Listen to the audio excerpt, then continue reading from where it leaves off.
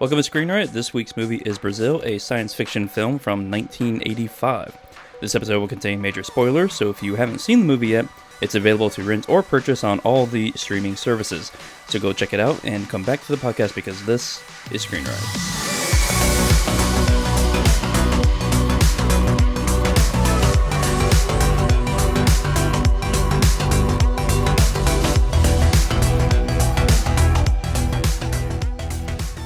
Welcome to Screen Riot. I'm Justin, and I'm joined with co-hosts Eddie, Kyle, and John. And as I said in the opening, this week we are taking a look at the sci-fi film from 1985 called Brazil. Brazil. Oh my god. And it begins. Brazil. So, Sam Lowry, played by Jonathan Pryce, is a harried technocrat in a futuristic society that is needlessly convoluted and inefficient. His dreams of a life where he can fly away from technology and overpowering bureaucracy and spend eternity with the woman of his dreams. While trying to rectify the wrongful arrest of Harry Buttle, Lowry meets the woman he has been seeing in his dreams, Jill Layton, played by Kim Greist, or Greist. Meanwhile, the bureaucracy has made him responsible for a rash of terrorist bombings, and Sam and Jill's lives are put in danger. Pretty much. That made more sense. That made more sense than the movie, right? In a duck shell. And a duck shell? A duck shell. I like it. I expected a duck shell to come out with Bob Hoskins in there. Yeah, Bob Hoskins is great. He's great in this movie. We'll get to that. You know what his character name is? Spore. Spore, that's right, yeah. I was thinking Spoon or something. Yeah, never knew that. Yep, so the film is 2 hours and 23 minutes long. Of hell. I will say it is a little long. It is a little long. Yeah. It's rated R and it's directed by Terry Gilliam, who I think we all know was a cast member of the British comedy troupe Monty Python. So this was directed and co-written by Terry Gilliam, who was kind of also the big director in the Monty Python stuff. So he directed all their movies and stuff, right? So he directed like Monty Python: The Holy Grail. Some of his other works that are original were Jabberwocky, Time Bandits. Then he did another Monty Python, The Meaning of Life. Mm-hmm. Then he did another original, The Adventures of Baron Munchausen, which I kind of enjoy. It's kind of a goofy movie too. Then he did The Fisher King, 12 Monkeys, Fear and Loathing in Las Vegas, The Brothers Grimm, and The Imaginarium of Dr. Parnassus back in 2009. Most of the movies you just named I like. Mm-hmm. Most of them. Yeah. Not all, but yeah. And we probably all know that, Heath Ledger was in The Imaginarium of Dr. Parnassus, and then he famously passed away during production of it. That was the movie that he was in production with. The Dark Knight had already been in post-production when he passed. Right. It wasn't released yet. It was still in post-production. So they didn't get his some needed voiceover work, but they kind of edited around that for the Dark Knight. But The Imaginarium of Dr. Parnassus, and this isn't a Heath Ledger thing, but he died during production. They had to basically start reshoots, and then they edited the script so that his character changes in the movie. So it goes from Heath Ledger to Johnny Depp naturally through the story. Mm-hmm. So that's how they dealt with that. It's a creative way of changing things around. Yeah. But apparently that was all Terry Gilliam's idea. Oh, wow. Interesting. So this was in the 1986 Oscars, because this came out in 1985. It was nominated for 2. It was nominated for Art Direction, which Out of Africa won that category. Has anybody seen Out of Africa? No. It's like a romance. Yeah, I was about to say. I haven't seen it. Was it Anthony Hopkins? I'm not sure. I think it was Anthony Hopkins. If one of our interns can look it up or something. Africa? Yeah, Out of Africa from 1985. Yeah, I could be wrong, but yeah, go ahead. But it's like a romance movie. But it won that category. Mm-hmm. It's Robert Redford. Robert Redford. Okay. Yeah, I knew it was an old white guy. Sorry. Too soon? It wasn't old at the time. It wasn't old there. Yeah, he's oldish. The other category that it was nominated for was for original writing, original screenplay. Okay, it should have won that one. But it didn't win that either. Yeah, who won that? A movie called Witness. Nope. Which I've never seen. Never seen it, but I guarantee you it's not as Oscar worthy. Well, I know it's a mystery, and it's a murder mystery, I believe. I'm trying to remember what it was about, though. I can see the cover in my mind, but it doesn't matter. Go ahead. So Best Picture, I always like to figure out, like, if this was nominated for Best Picture, who would it be nominated against? But the movie poster says Best Picture on it. Which we will get to. Okay. I got some interesting trivia about that. All right. So Out of Africa won Best Picture as well. Okay. But the other nominees were The Color Purple, Kiss of the Spider-Woman, Prizzy's Honor, and Witness.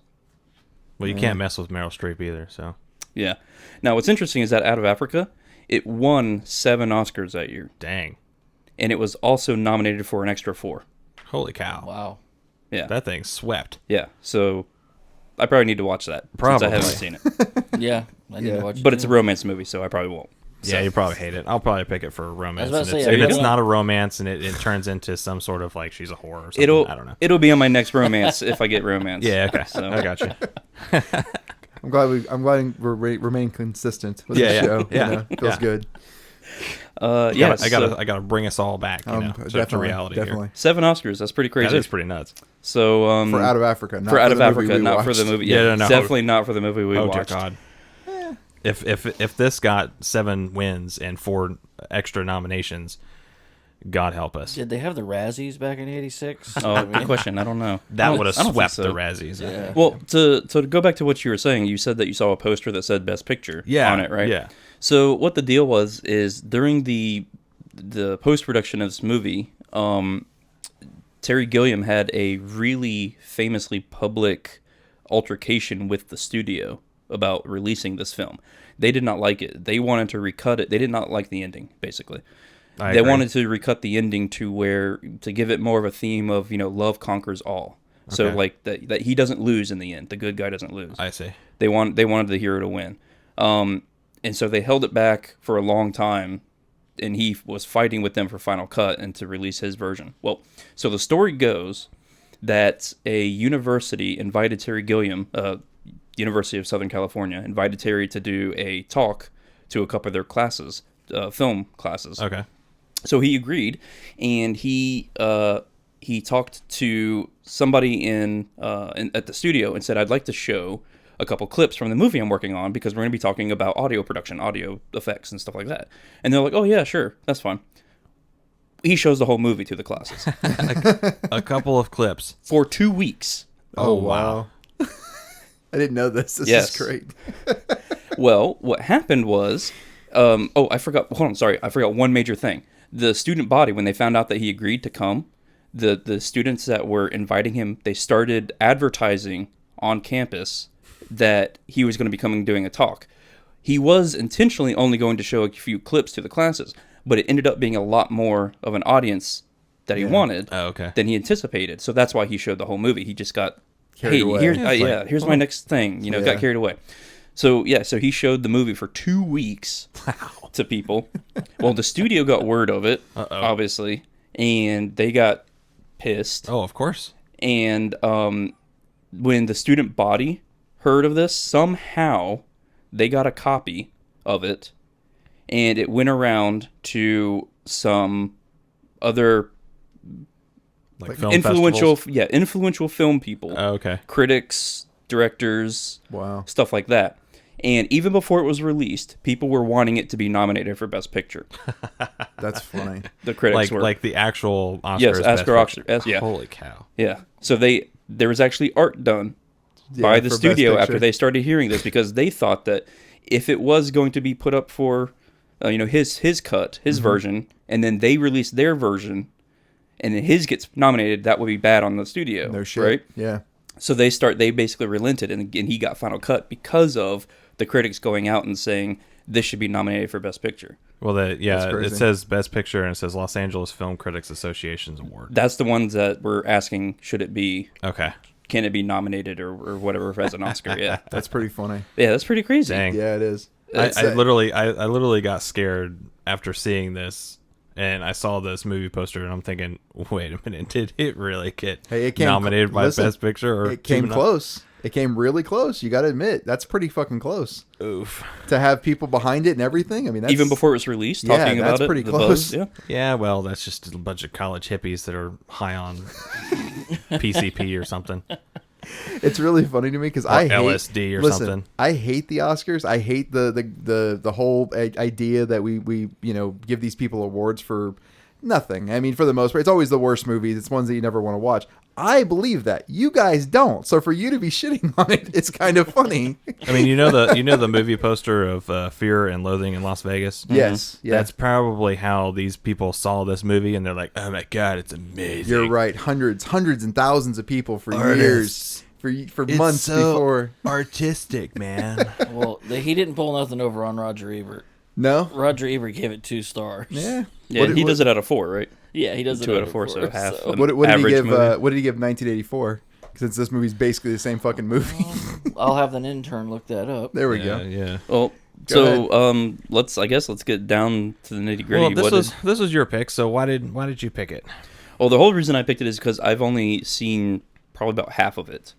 Okay. And which, that was which half? the beginning, Okay. Did you turn it off and be like, man, this is way too long and stupid? probably, because I was a lot younger Oh, okay. back then. Oh, so you've gotten wiser. No, I wouldn't say that. No. Okay. John, what'd you find for 1984? 1984, Roger Ebert, 3.5 stars. Out of 4. Yeah. Yeah. Okay, Out I of disagree with Roger Ebert again, but that's fine. Main reason, by the way, 1984, John Hurt's 1984 was a pretty rough rendition of the book, and it's basically made shot for shot from the book, but it's not really done well. I mean, the book is considering. way better than the film. That's my problem Way with better. it. Yeah, Yeah. but the film could have done more to be closer to the book. That's Yeah. why I would disagree with it. That's my only reason. Other than that, I do like 1984. I think it's a good movie, but just doesn't go far enough. Yeah. So since you're very vocal about not liking this movie, we Yes, always start go with ahead. Eddie about what he doesn't like. Yeah, So let's. it's gonna be hard on this one. Go ahead. Okay, so I was obviously like the very opening part of it. I was like, okay, so the guys, come through the room and they take this dude, and I'm thinking, oh, okay, well, this Buttle. is yeah, Yeah. Buttle. I thought you were talking about the Brazil part. No, Brazil! I kind of like got that out of my mind. I just got it out of my mind, and yeah. But anyway, that opening scene where they take the wrong guy, right? I'm thinking, okay, this is kind of cool. We're gonna see how this guy was taken by like a fly. That's what I was gonna say. You know what it was. causing an issue with the typewriter and stuff like that, so they misprinted a B instead of a T. It was a bug in the system. Waka waka. Yeah, I know. I know. It's probably a little on the nose, but haha. yeah. It's funny. It's as, like as everything else in this movie You're right. is. Yeah. Right. I'm like this is terrible. But I But think there's a reason for that, though, John. But I'll come back to that. but I'm thinking, okay, this is actually kind of cool. I kind of like the dystopian society of like post nuclear or something like that, and they have all these pipes running through. Apparently, this is air conditioning, and this is like global warming at its greatest. Well, it's more than just air conditioning, but yeah. Yeah, so I'm not really sure what the whole pipe thing was about, but Bureaucracy. yeah, I guess. Bleak. Red tape. Yeah, it's bureaucracy and authoritarian government. That's all. That's the whole movie is that. It's basically England, post-war England in particular, Yeah. going bureaucracy crazy, going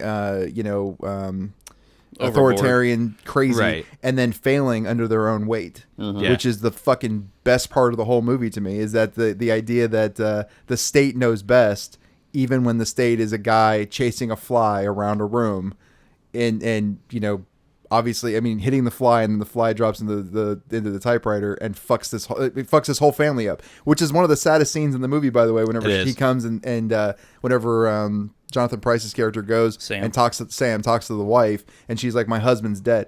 Fucking broke me. And then the Yeah. kid runs in and tries to beat him up and stuff. It's really sad. Yeah. Yeah. But it's essentially this idea that It's like, it's- what did you do with his body? It's like, oh man, Yeah. this is terrible. And she's blaming him because he works for the machine. Right. when you ever watch the Hitchhiker's Guide to the Galaxy, the movie? Yeah. The aliens that live in the square and are the ones who are actually running everything. They're bureaucrats. They're based on the exact same type of idea that they're efficient to a flaw or in a flawed way, I should say. Gotcha. That they rely on the system even whenever the system's obviously fucking broken. Yeah, and the thing that really got me was the dream sequences. Mm-hmm. Those things Got you as in like you did not I- like. like why are we cutting to all of these at random points in the film, and they are way too long. No, I agree. Like, Yeah, like I what agree. is going on? Yeah. I felt like there's like a screaming match, and then there's like a nice tea party going on at the same time, and you're trying to understand what everybody is talking about, but you can't. And it's like, and here it is, in 40 minutes into the movie, I look at the time and I'm like, oh shit, I have an hour and 40 minutes left. Good Lord, help me. Yeah.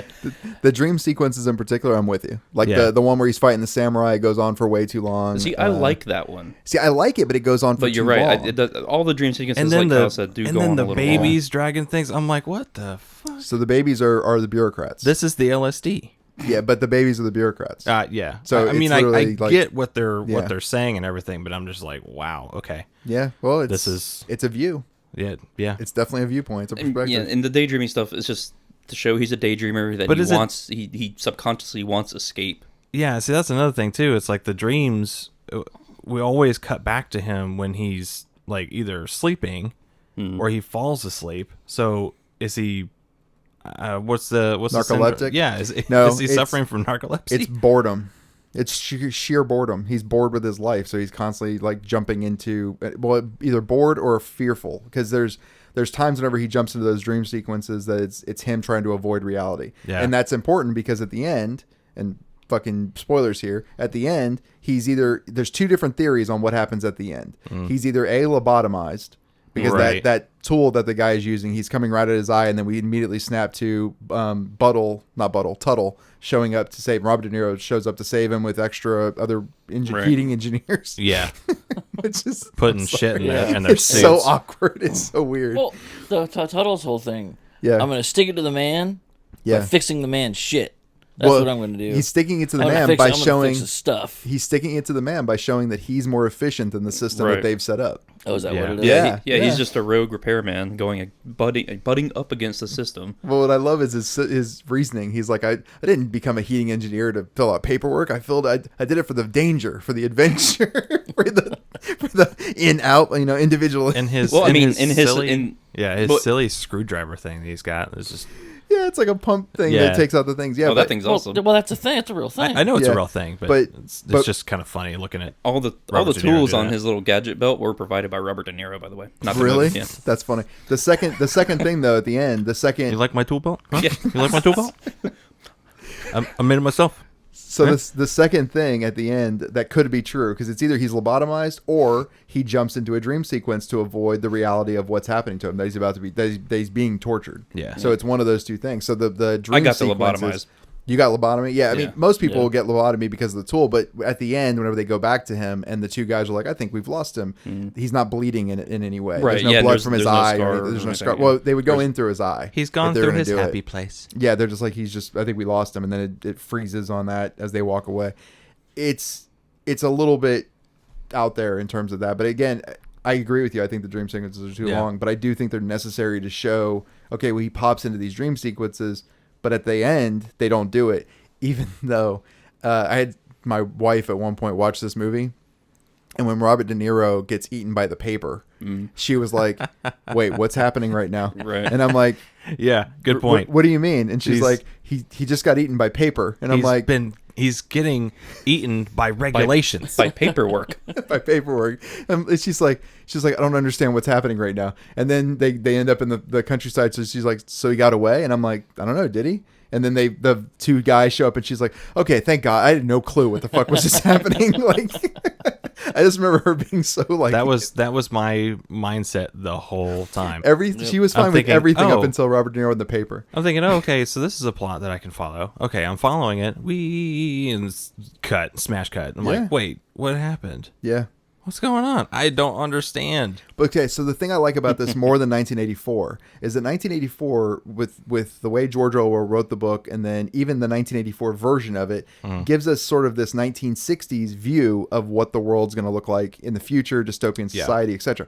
What I liked about this one is that because it was done in the 80s and it's done by Terry Gilliam, it's done in a way that's actually more realistic. For instance, the mom, right, Sam's mom, is de-aging Addicted herself, to and she's plastic surgery, she's yeah. completely addicted to it, and she's de-aging herself and lying to herself completely. to a point where we actually see later on that whenever he's going through his lobotomy sequence and he sees Jill, that her name? The blonde? Yeah. As his mom. Right. That's actually a bigger symbol of what his mom's ideal almost is. Like his mom wants to be this young, beautiful woman again. She's never going to fucking be that. She's had kids. She's 70. She's this old woman. You know what I mean? But she's with a shoe hat. With a shoe hat that you see constantly. Because wearing shoes on your head. It's the dumbest That's shit. the future. It's so that, dumb, yeah. It's that boot man that runs for office every year for president. What's his name? Did you guys like the menus though? The China Express style menus? Yeah, where they lit up. I'll take a I number did 2 like that. actually. Pick a number. You have to say it. I'll take a 3. I'll take it. And then he's plopping down fucking. It's like, this is what nasty. food looks like in the future. Apparently, it looks like just cat shit. Even in an upscale restaurant too. Yeah. Yeah. I don't know. I I just kind of want those menus to be a thing. menus. Don't Well, have in to the think, future, just you point. actually breathe to get drunk. Yeah, they did have not that as too. fun. It's not as fun. It's called oxygen. Hey, we got oxygen bars. Yeah, exactly. That's true. But I like that his view of what the dystopian world would actually look like is closer to now, and I mean we can see some elements of it. The big thing he missed out on was social media. If he had a way for them to somehow like judge each other Communicate. constantly, communicate, Yeah. that would have been like, oh fuck, like he kind of hit it on the nose. with Now, this. like the TV stuff, that is kind of illustrated with like the mini devices having Yes. screens on them. Yeah. And of course, to see them bigger, you had to have these big magnifying glasses or whatnot. And, which was crazy. yeah. I did like the little tiny TV sets though. Those were cute. Those were funny. Wow. Yeah. I didn't understand the whole operator thing on the telephone. It's okay. Yeah. I mean, I guess understand that just that to one either. make it more complicated than what it needs to be. Well, British phones back in the day, as late as the 70s, I believe, they were still using kind of that style of system. We used to have that back in the day as well. Right. Like, you actually have to But that was like a phone operator would do well, that. you'd have the phone operator would operator, do that, yeah. but there was a version way long time ago that did have us actually doing a connect the dots type series. I think the thought there, honestly, the same way with the TV shows they kept watching, were like to a better time. It was the idea of like, okay, back in the day was actually better in a lot of ways than what we're living now. And it was almost their way of holding on to the past. Because all the TV shows they watch are all like black and white, old westerns which and shit and I goofy mentioned stuff. Casablanca. Apparently, they mentioned Yeah. Casablanca, and apparently that before the show started, the 1944 Brazil Yeah. was actually In the in one movie? of those on one of those TV screens. That would being make played. sense. Yeah. Yeah. So I Yeah. thought that was pretty interesting. And I want to be clear, Kyle, like as much as we have back and forth about the movies, this movie's not perfect to me. I find a lot of flaws. Oh with it. man, there was But I like even the a jump ideas. cut in it. Yeah. Where but was I- the jump cut? It was an hour and 44 minutes into it. And it was approximately. the doc. No, I looked it up again today. Okay.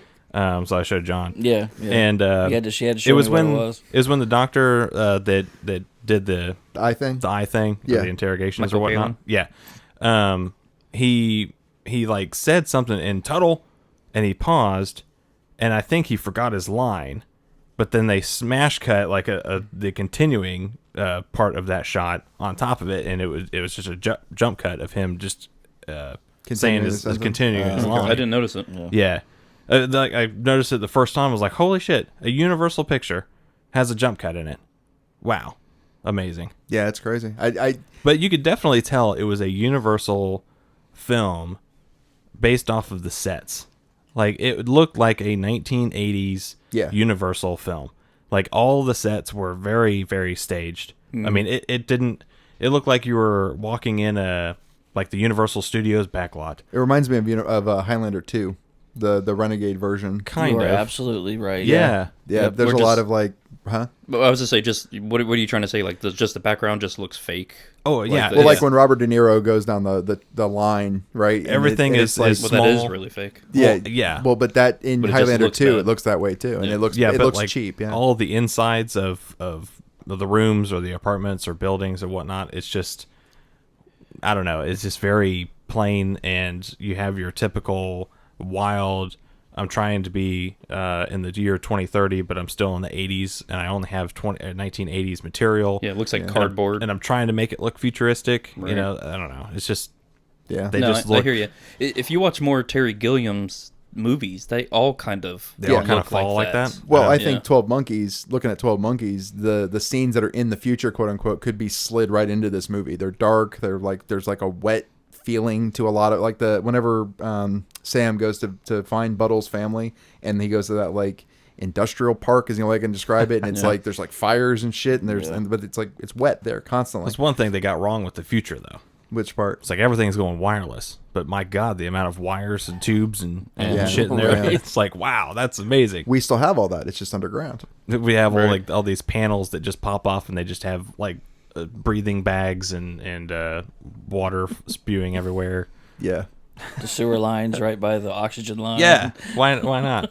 It's like they can just pump your shit right out. That seems so ridiculous. It is ridiculous.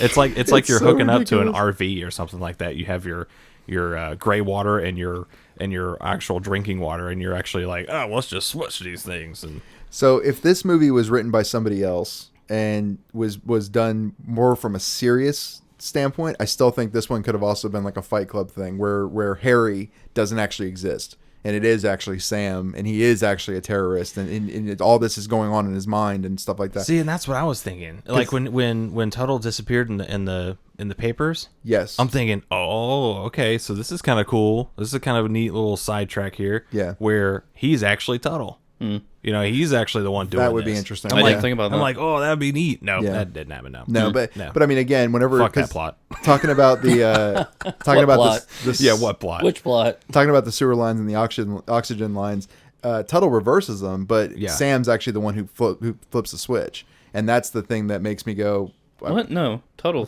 Tuttle flips. did it. Tuttle Tuttle flipped the does switch. flip it. You're right. Yeah. He's just watching. He's just Okay, watching. Never He- mind. Yeah, I would have liked to have for that that to have been Sam that With flipped the it. I guess. with the periscope Yeah, he's watching the- with the periscope. that Tuttle just carries around on his utility Which belt. makes me wonder if Robert De Niro has one of those. It's very Right. possible. He probably does. He's a peeping tom. It's on my tool belt. Now, one thing I did like, speaking of the backgrounds, I liked the force perspective shots. You have to give an example here. Well, like you've got the shot looking up at the like nuclear The cooling towers. the nuclear yeah, cooling yeah. towers, and then you see this old guy lean over with a cigar. Yes. but it's It's just a obviously it's a model. Yeah. right? It pulls out and it's a model. So, Yes. but they only make sense because the movie doesn't. Seriously, if that was Yeah. in any other movie, it'd be Yeah. like, It'd what? be out of It place. is Yeah. in a bunch of other But- movies, but like what- Beetlejuice. Well, no, I mean, yeah, there is stuff like that, but Yeah, I mean, because but it I makes mean, sense. It's just random. It's like, what was the reason? Beetlejuice had a reason to put it in there. Yeah. This, like, what was the reason for that? Just Terry to do Gilliam it. Other doesn't than need a reason. other than just, I'm going to do this cool force perspective shot. Yeah. Here we go.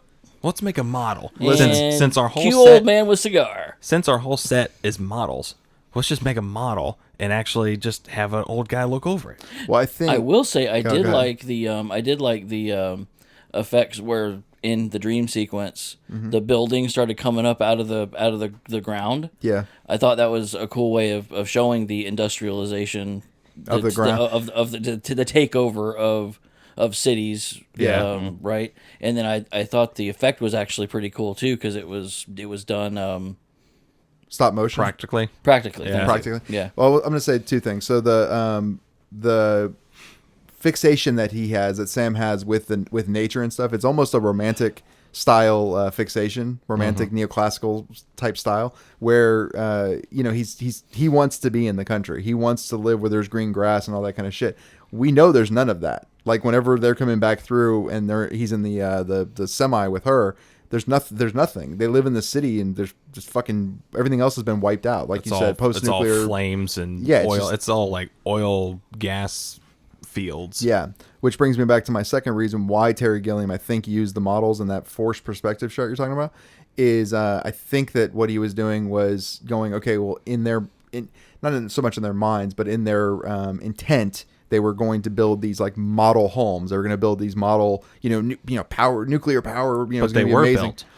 They were built, but everything Yeah. looks like shit. Everything The, fell the apart. buildings I and see. the cooling towers were built, Yeah, and that's one of the cooling towers is where they used the lobotomy. yes. Yeah. Well, and I think and having that be like a pristine shot like that, and then having the old drunkard come over the top of it again, I think is saying like everything actually is decrepit and falling apart. They're telling you it's this big, shiny, pretty thing, but realistically, it's all full of shit. It's all awful. Maybe I was just worn out No, from the rest of the movie. It's a 2.5 hour movie. I didn't get it. It's a 2.5 hour dystopian movie. Movie filled with Terry Gilliam comedy that I'm gonna say, and I think I've said this before on another film that we reviewed. I mansplained. But yes, probably. Mansplain this to us.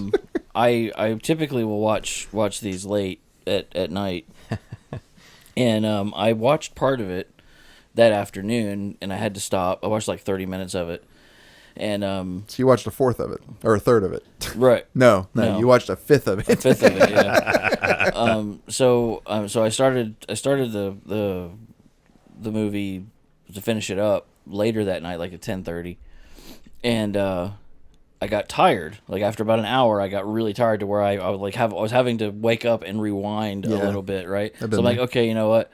I took an hour and a half nap and got back up in the middle of the night. And the movie was still going to finish this film. But it's like you could have finished it in that time. I know I could have, but I would have been asleep. And then the pain would have been over. I would have been asleep. It's like if you fall asleep watching a series on Netflix or something, and you end up being like 4 episodes ahead. Like, what happened there? Well, honestly, you fell asleep and slept through 3 episodes. If you did fall asleep in this movie and then you woke up, you would probably be in the same scene because it would just be in a different location. It's just because there's a bomb goes off, the cops come in, they search around for the person who apparently detonated the bomb.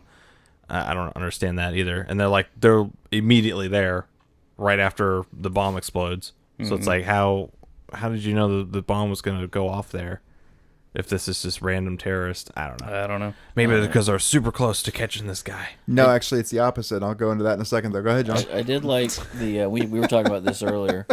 I liked the Willy Wonka office. Yep.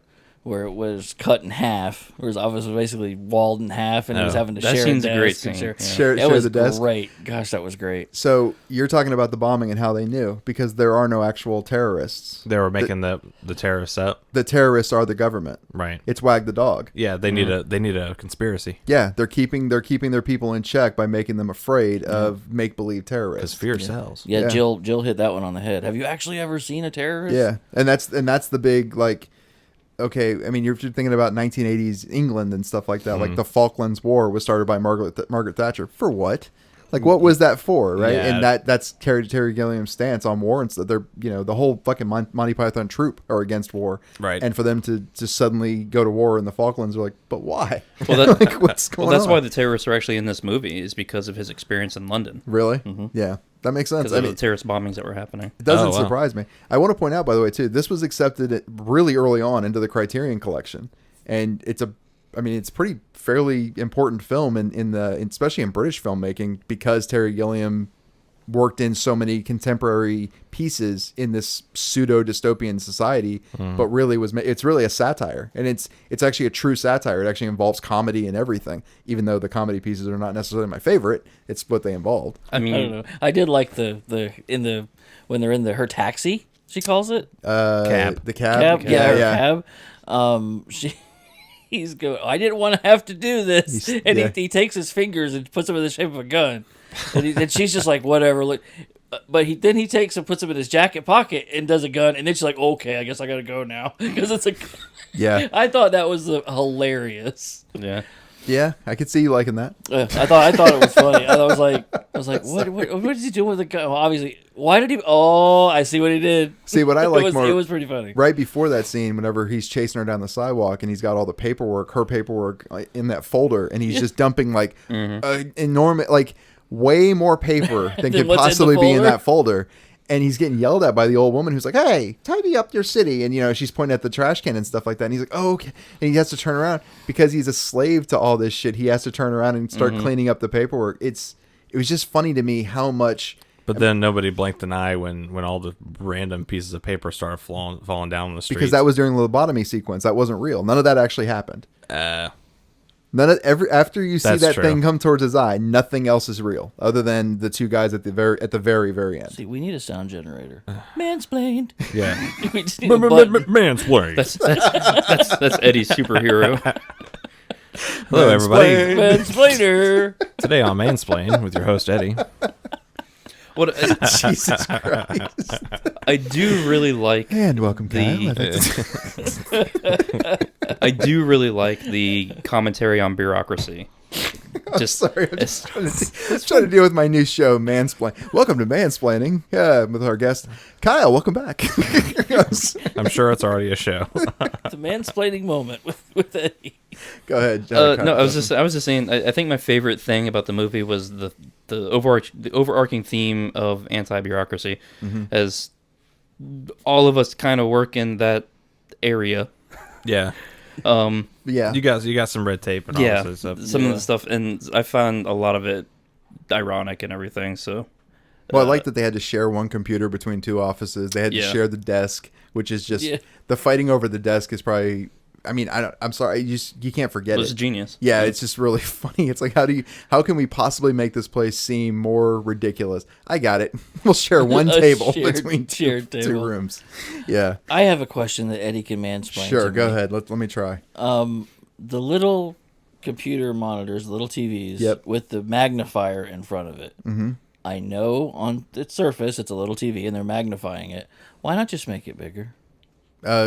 Cheap. It's cheaper to Is that what it produce a is? little one. Yeah. Yeah. So it's cheaper to put the magnifier in front of it? Yeah. Okay. Well, I mean, if you think about, You know what? Yes. Based on what Justin just said about... yeah, it's inefficient. Yes, I totally get it. It's We the got to be cheap. most inefficient way to do it. 'Cause if you think about too, because I mean, when you're looking at people who work in offices, right? They sell those magnifier screens that like the privacy screens that go over Yes. the regular monitor. Why not just make the monitor a privacy screen? Why sell the extra piece to go over it? It doesn't make any Right. sense. If you could have a whole industry built around privacy screen monitors for your business, they'd fucking sell. But instead, they're like, we're just going to buy regular monitors and we're going to buy this extra piece that you have to bolt to the front of it. It doesn't make any sense. And I think that was probably his stance on it as well. It was like, well, why do it that way? Why not do it this other completely obvious way? You already have both inventions existing. Why not meld them? Right. They didn't do that. Well, did ridiculous. anybody else have any other scene that they absolutely hated? Besides the jump cut scene, man, that was terrible. But I didn't particularly like the Jim Henson-esque spider-like Babies. baby things. dudes. The baby spiders?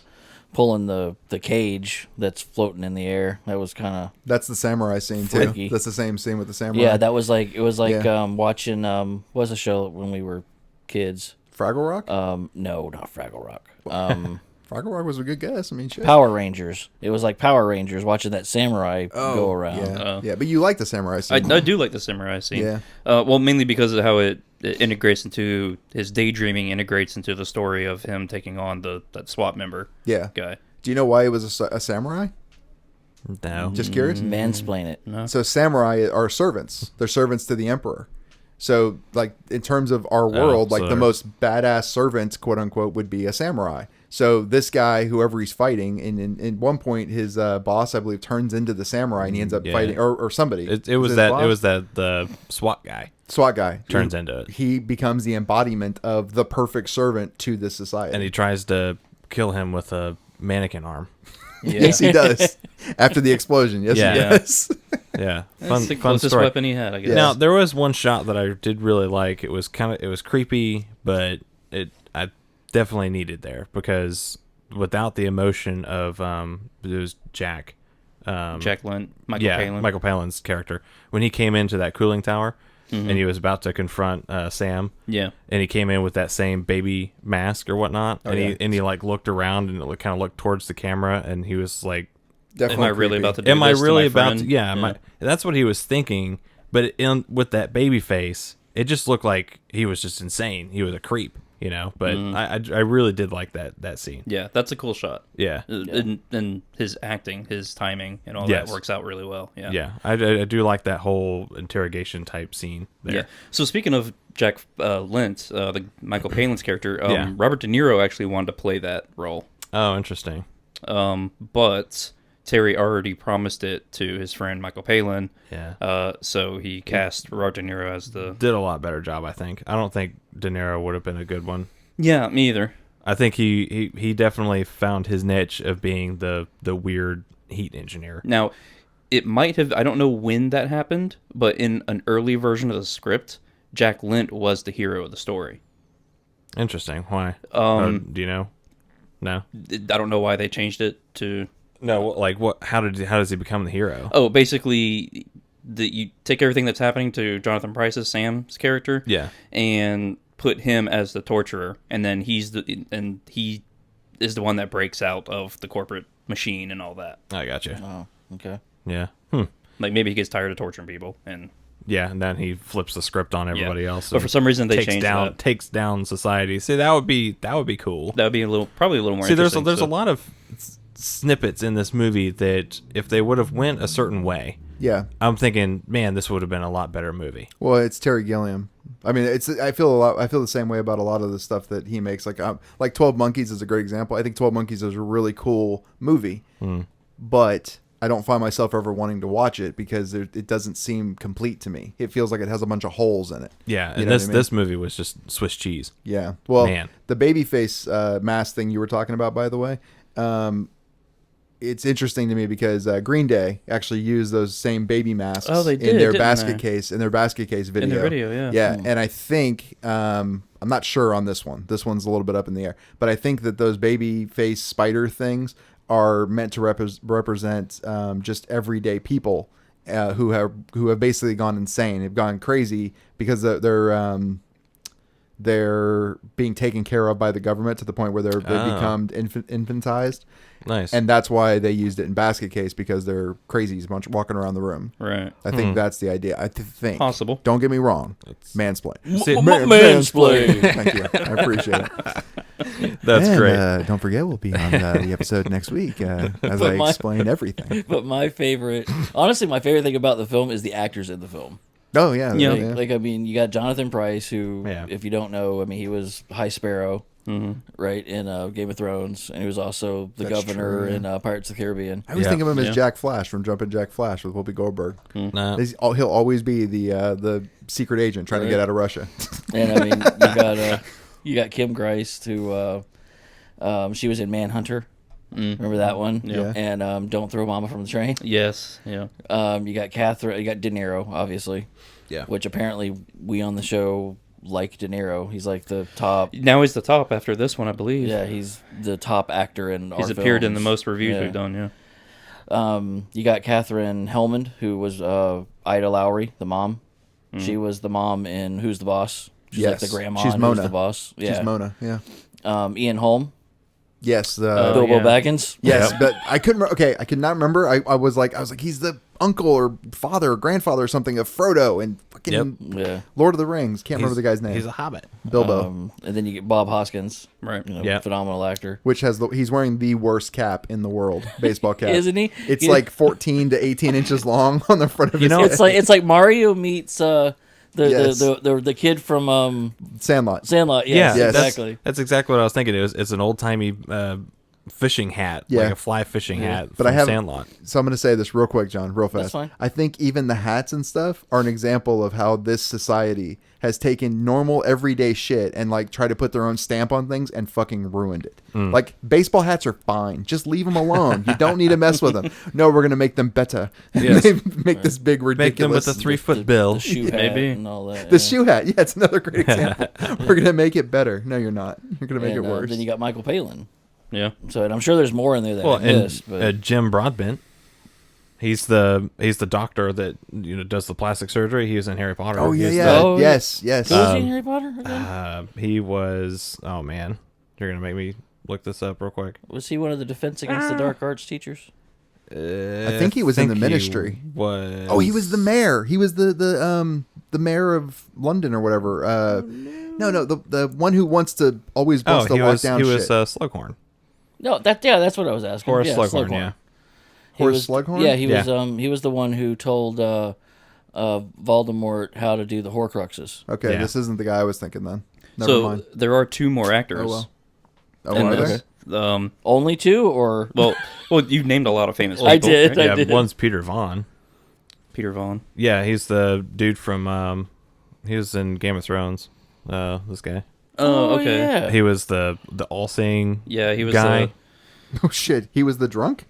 No, he was he's the wall. He's the he was he was the brick road thing. He's like, the crow keeper. don't go. No, No. In this movie, he was I thought he was the road. He was like grabbing onto Sam. oh in the movie. No, Yeah, I was sorry. talking about Game of Thrones. Oh, Game of Thrones. Game he of was, Thrones. No, I got it in Game of Thrones. He's the blind crow. I got it. Yeah. Yeah, he was the all-seeing eye. Agamemnon or whatever. Yeah, I'm there. Or on not that the one. all-seeing No, eye, the but Elsin. He was the crow. He was the crow keeper for the wall. the south. Okay. Yes.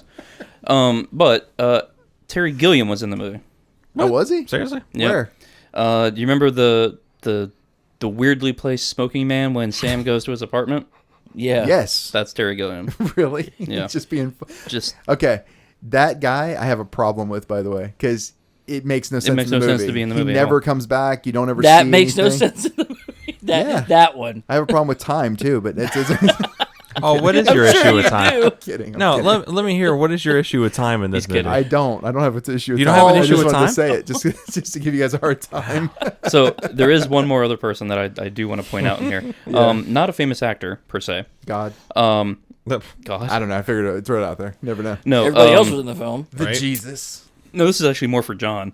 The man who swats the fly at the beginning. Oh yeah. He's not an actor really. His name is Ray Cooper, but he was a percussionist who accompanied Elton John on his Russian concerts in 1975. Nice. Interesting. Wow. This is now my new Or favorite sorry, movie. 1979. God, sorry. Perfect 10. So he's just diversifying a little bit. I guess. So the listeners are aware, by the way, all four of you. The guys have worked up this weird plan where they're all going to rate it a 10, so that no matter what, my score ends up being lower. It's not going to work, guys. Okay, I'll go an 11 with this one if I have to. Nope, or I'll this save is that not for Clockwork Orange. I'm going to save this for Spinal Tap. I'm going to save my 11 for Spinal Yeah, Tap. That's a Spinal good Tap. we might change the rating system if anybody ever picks. Just for Spinal Tap. Turn it up Nice. to 11. But I do have a couple of more things that I want to quickly Sure. say before we jump into the budget, Kyle. So I found some of the titles the working titles of this movie interesting. So we talked earlier before we started recording. One of the early titles was called 1984 and a half, which Yes. I kind of like. I do too. It's a reference to 1984 and Fellini's and 9.5. Fellini's Yeah. 8.5. 8.5. Yeah. I would say 9.5. So some other ones that it was the Ministry. Okay. Okay, yeah, I can Little get boring. I that. could see that because he worked for the Ministry of Information. Yeah. The Ministry of Torture. Eh. 2 on the nose. Yeah. And then these two I really like. They're really long, but I like them. One was called How I Learned to Live with the System So Far. Yes, which is almost a How I Learned to Love the Bomb, Right, Dr. Dr. Strangelove, yeah, title. Yeah. Okay. And then this one that I kind of like. So that's why the bourgeoisie sucks. I like it. How about WTF?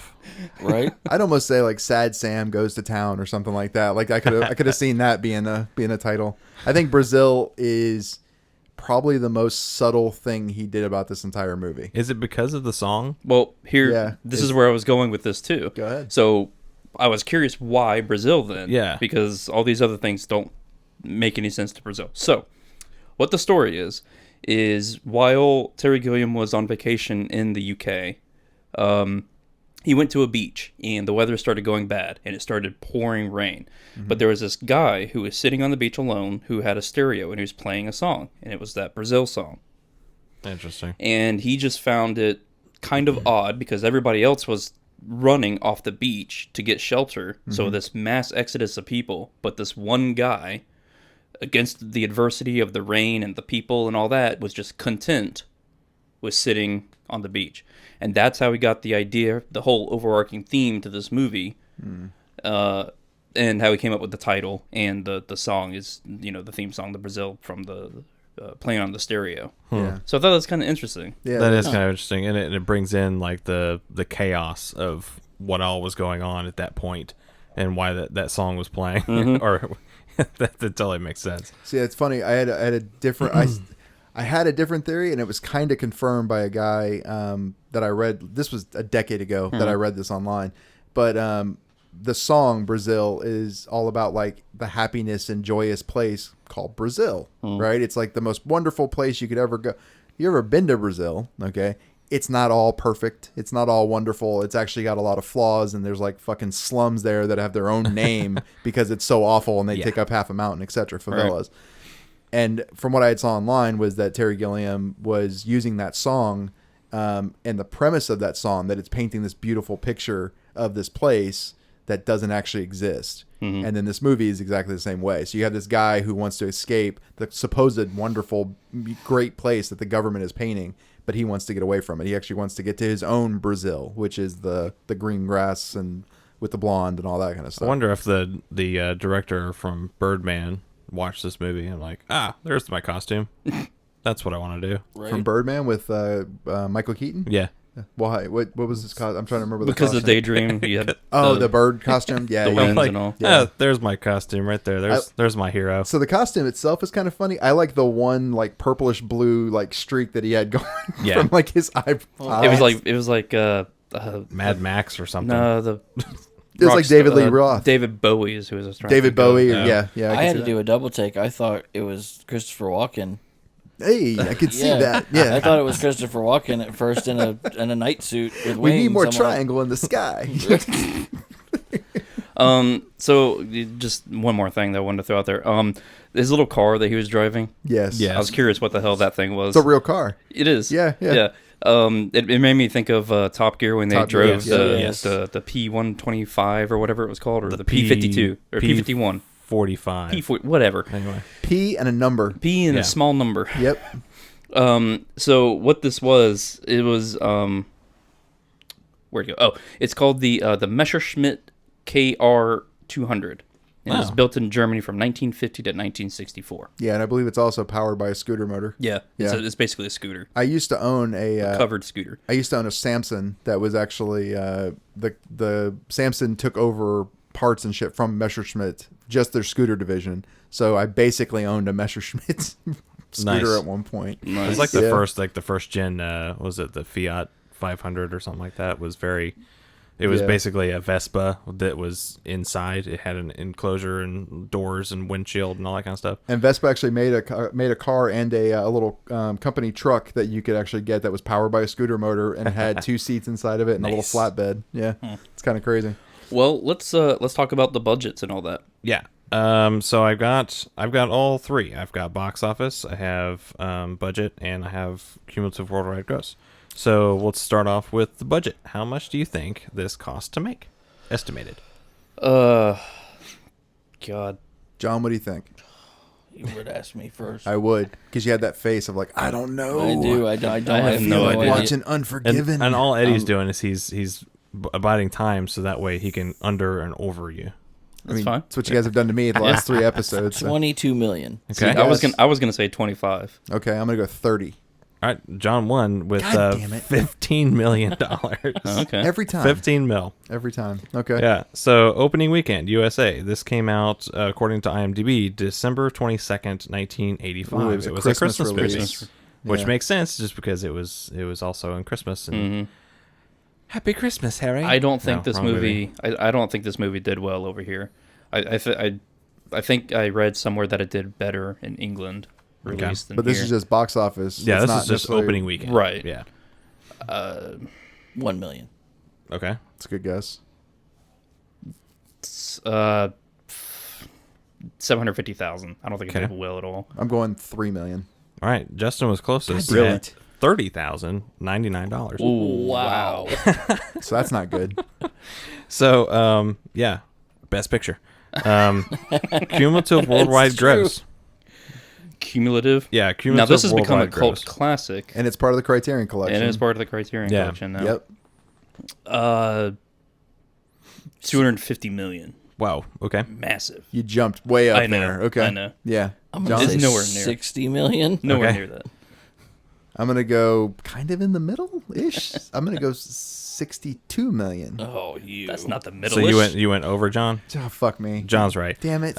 He's closest by a lot. Well, like actually not a lot. You're very far away. 9.9 million. Oh, so it didn't even make its money back. No. Wow. That's crazy. Yeah. Ever.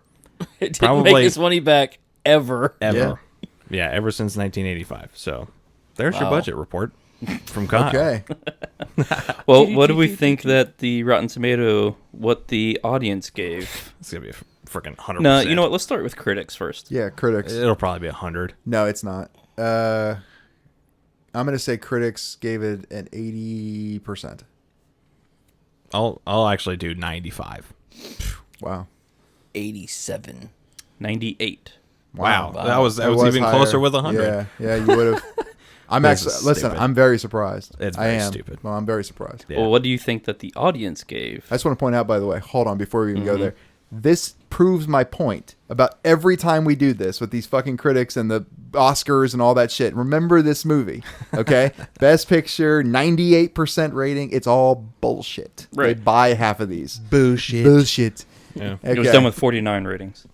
Wow. It's all paid for anyway. Audience. Audience score. I'm gonna stay with 82. I'll go 90. You know, I'm going to go 95. Well, somebody's right on the money. It's 90. Holy shit. Dang. Jesus Christ. I wasn't even close like with anything. Mansplain. Hey, I can be right about the movie and be wrong about everything else. That's all I can say. I like it. He calls him bullshit because he's wrong. No. Oh. I mean, yeah. He's a bullshit artist. Yeah. All right, I'm good so at it, though. I guess let's figure out what we are giving the score here. And so since it was my movie, I guess I'll go first. But to say, when we say we, you mean you. Yes. So there are aspects I like about this. I did laugh a few times, even though I don't really think it's supposed to be a comedy. But Terry Gilliam just can't Help not himself. do that. Well, it's a satire. I do think it's Yes. a true satire. Okay. So it is a Yeah. satire. You're right. I do love all the bureaucracy jokes and anti-bureaucracy stuff that's in here, just because it makes me think of my own job.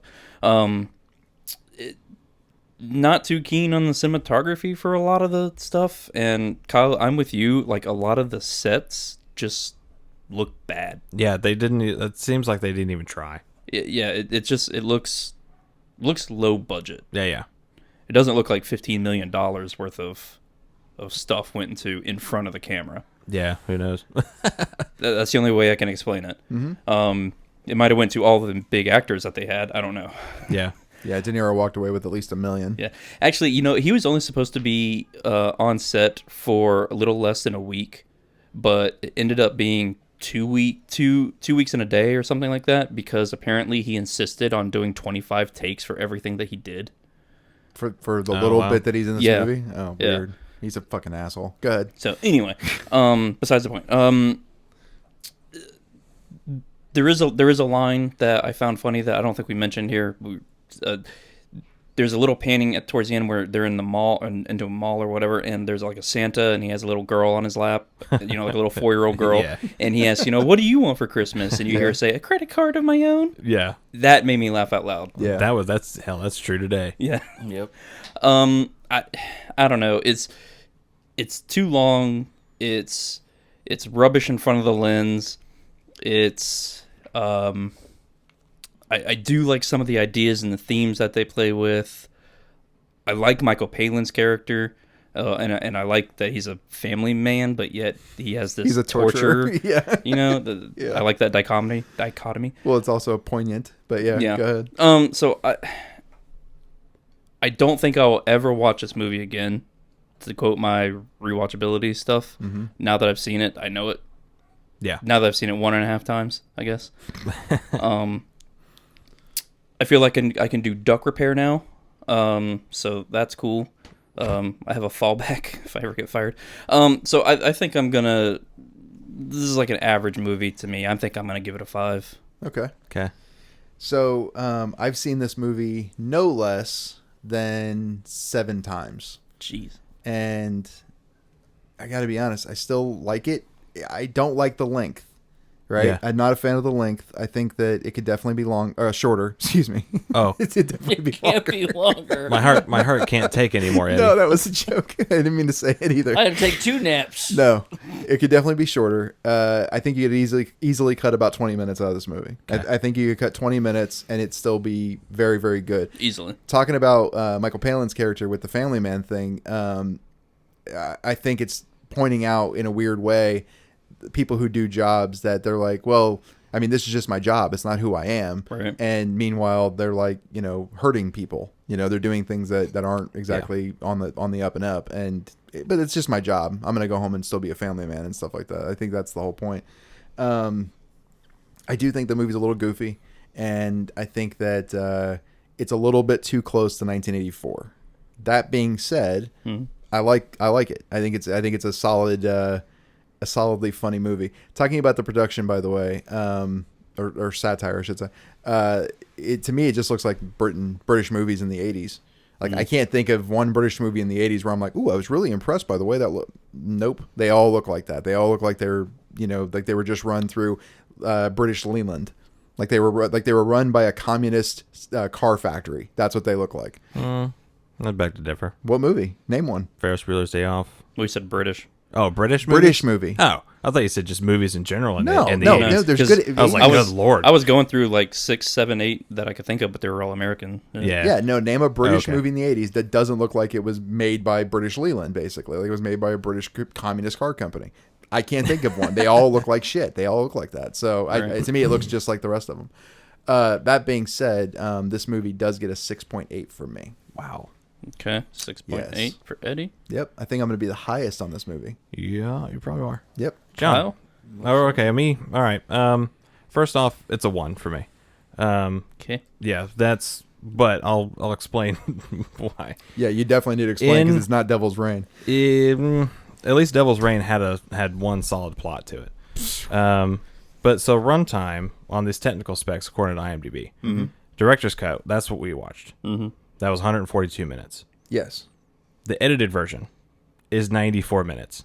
They cut 48 minutes out of this movie, and that's the edited movie.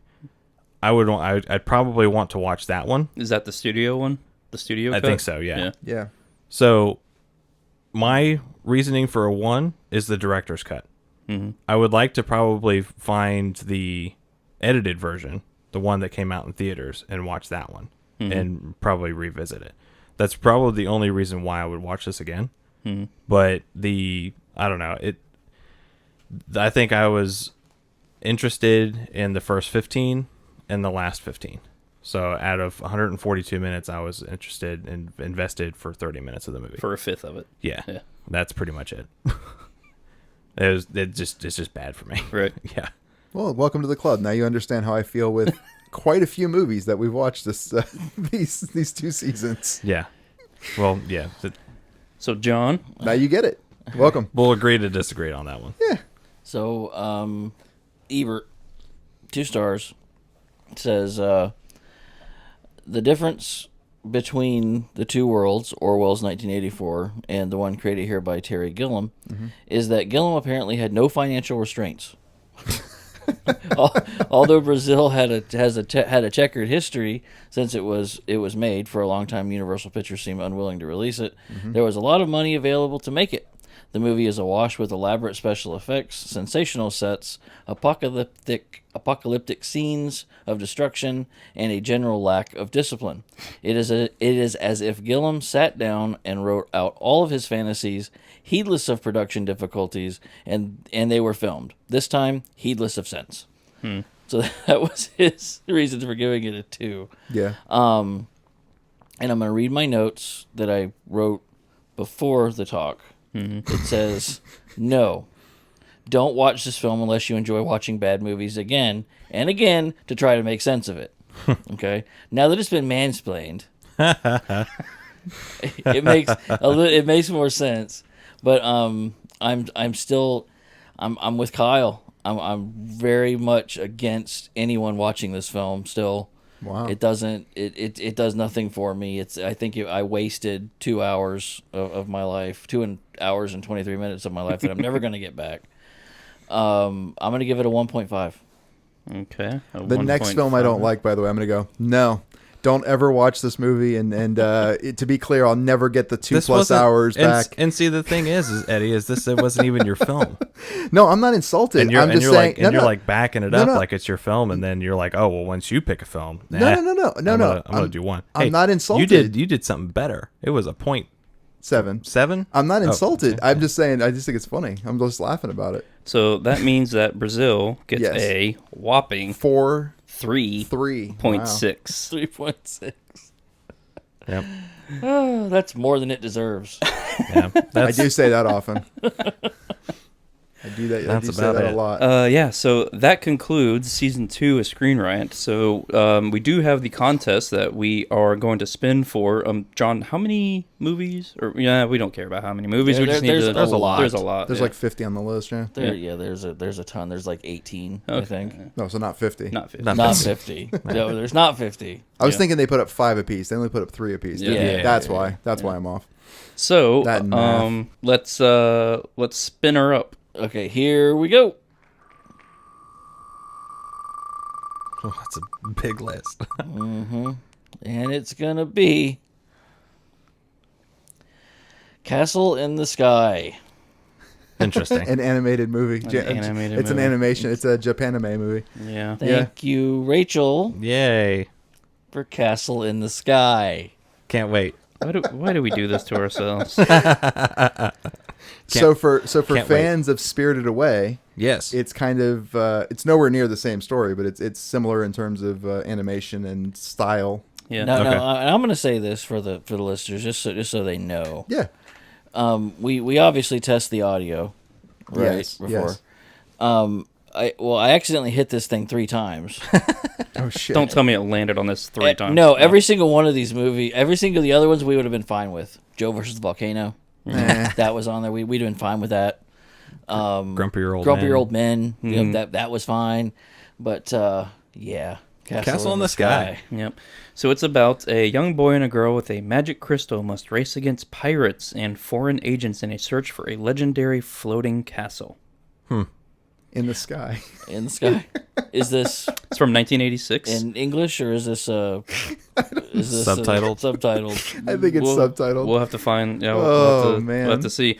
It's 2 hours and 5 minutes. It's an animation adventure drama. It was came over to the U.S. in 1991. And yeah, if you go to justwatch.com and you can join us in our misery in watching Castle in the Sky. Brazil. Yeah. Fucking paybacks.